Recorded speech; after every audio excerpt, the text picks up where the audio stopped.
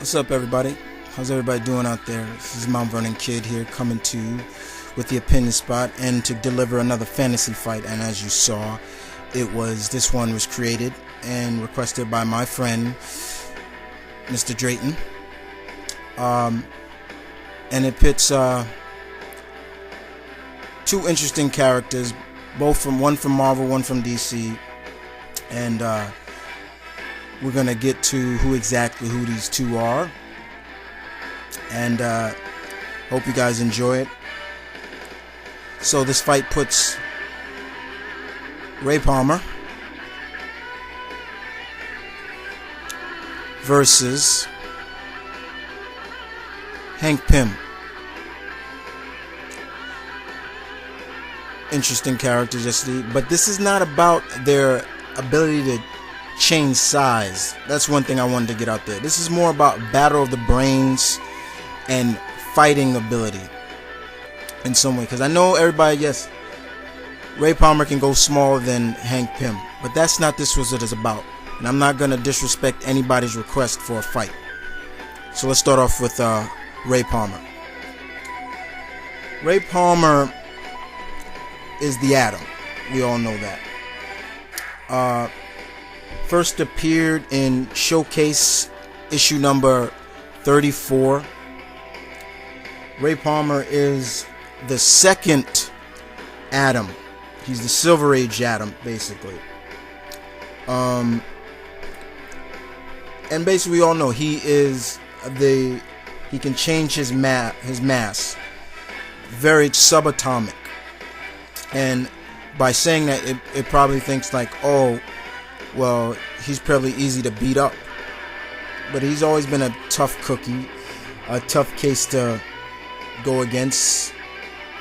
Ray has taken it to many people, as well as we saw him play a big role in as part of the Indigo tribe in Blackest Night. But yeah, Ray is definitely intelligent. He's very highly intelligent. He's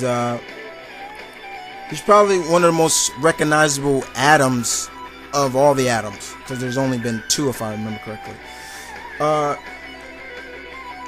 But yeah, if you want to get down to powers, okay, Ray can alter his size at will and his body, and he can pretty much go, like I said, subatomic. And even at that small strength, he still retains his full strength, rapidly massing his size to like a, when he's at subatomic, it even increases his speed at some points, which makes him like light speed. And he can basically travel at that state. When he's at subatomic, he can travel across dimensional barriers. But besides his powers, Ray is highly intelligent, like I said. And just because he goes small, it also brings how good of a fighter is he if he didn't have his subatomic powers. And he's pretty good at hand-to-hand combat. So, and that's what really I wanted to talk about more. It's not his ability to go small, because that's not what I envision for this battle. I want to talk more about his fighting ability, and his hand-to-hand combat skills is very very great.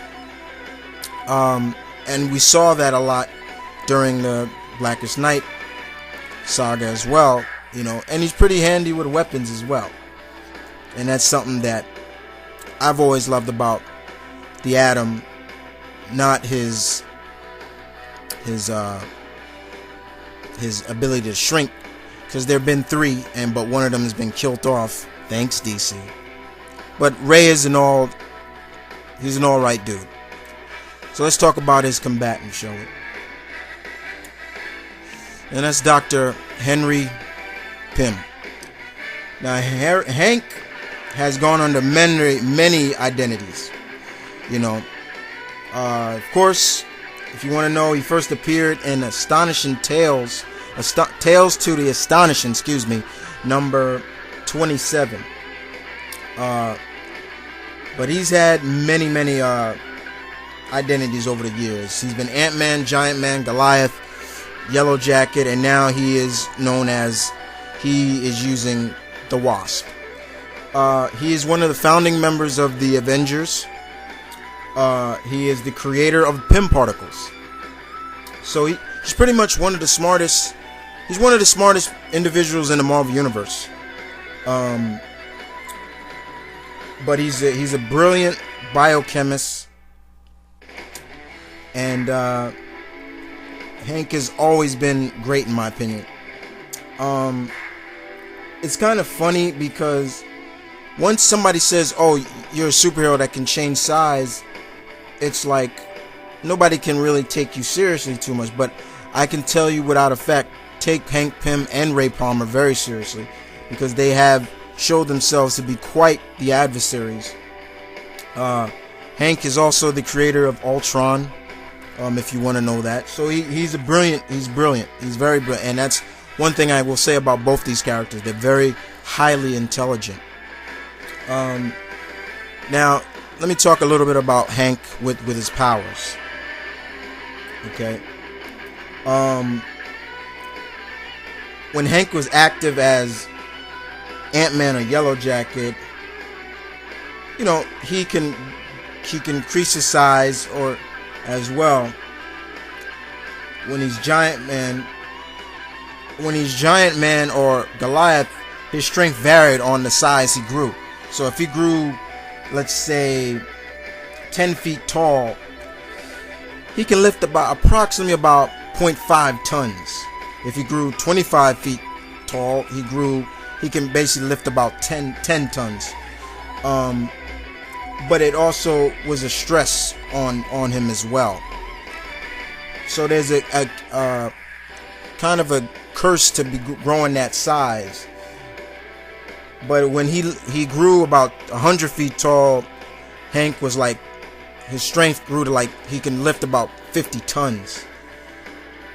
So, but also another thing that was cool about Hank when he shrunk or grew, his weapons grew. If he had weapons, he can able shrink or make that weapon even stronger than it is.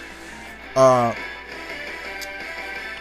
Hank has always been skilled at hand-to-hand combat as well. Not only being a brilliant biochemist and research scientist, he's also stretched his imagination to training himself in the art of judo. So he's very skilled in judo, which makes him pretty decent as well. Now, some people in the Marvel Universe consider him the father of robotics or artificial intelligence and subatomic physicists as well. You know, I won't argue with anybody on that.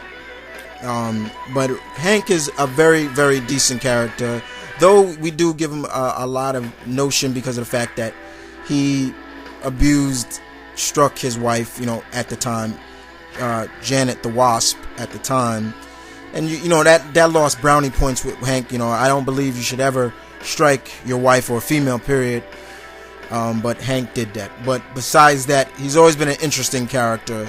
Now he's training the younger villains that he feel that will easily go rogue or evil with the Avengers Academy. But I'm glad to see that he's still training the younger generation of heroes. But besides that, this is all about a battle of brains. So let's say they're not going size. Let's say Hank and Ray don't change size in this. They're just battling hand to hand, brains and skills, fighting skills. Who would win out of that battle? Okay? That's what this battle is about. Forget subatomic size and increasing your mass. Just talk about them as average men going blow for blow in whatever style they know. We know Hank knows judo. while Rey is in field and hand-to-hand combat as well. How would this one pull out? And that's what this fight is really about. And I know there's going to be some biasness with Rey, but leave kind of leave the biasness at the door and just use logic when talking about these two guys. Alright?